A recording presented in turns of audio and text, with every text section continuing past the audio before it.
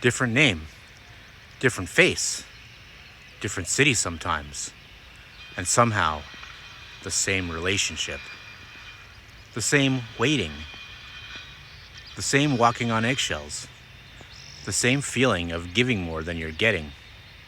At some point, you start to wonder if it's just bad luck, if you keep choosing the wrong people, if something out there keeps finding you.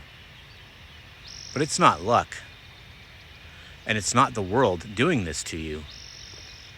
It's something quieter, something that lives in you before it ever shows up in them.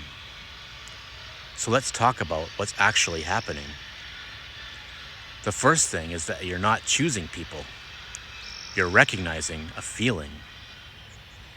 Not consciously, not on purpose.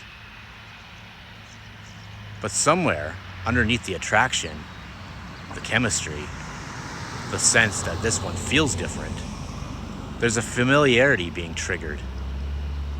A nervous system response to something that feels like home. And home, for a lot of people, wasn't peaceful.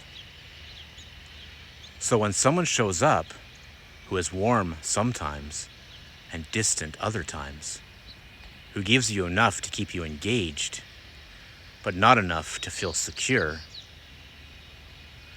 that doesn't register as a warning. It registers as familiar, and familiar gets mistaken for chemistry almost every time. The second thing is that you're often playing the same role without realizing it.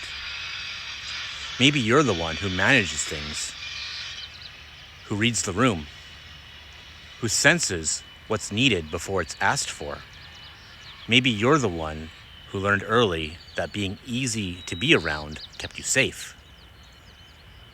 And so, in every relationship, even with different people, you find yourself in that same position, anticipating, adjusting, making yourself just the right amount of necessary. It's not that you're choosing partners who need a caretaker. It's that you walk into every relationship already wearing that role. And the people who fit that role back are the ones who stay.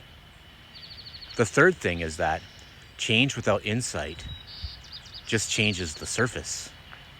A lot of people respond to this pattern by changing their type, different personality, different energy, different attachment style even. And sometimes that helps. But sometimes the same dynamic shows up again, wearing different clothes. Because the dynamic was never really about who they were. It was about what role you were unconsciously stepping into, and what you were unconsciously seeking to finally get right. Until that's understood, the cast can change as many times as you like. The play stays the same. Here's what I want you to hear. This isn't about blaming yourself for the relationships you've been in. You weren't failing to see red flags. You were responding to something that felt like home because, in some way, it was. The work isn't about becoming suspicious of everyone. It's about becoming familiar with yourself, what you're drawn to, why you're drawn to it, and what you're actually trying to resolve every time you walk into something that feels like before.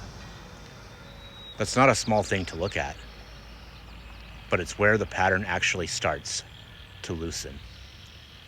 If this is resonating, and you're ready to understand what keeps bringing you back here, Transcendental Mentorship is a free community for people who are already doing this work and need somewhere for it to actually land. The link is in the description. Deeper understanding, real change.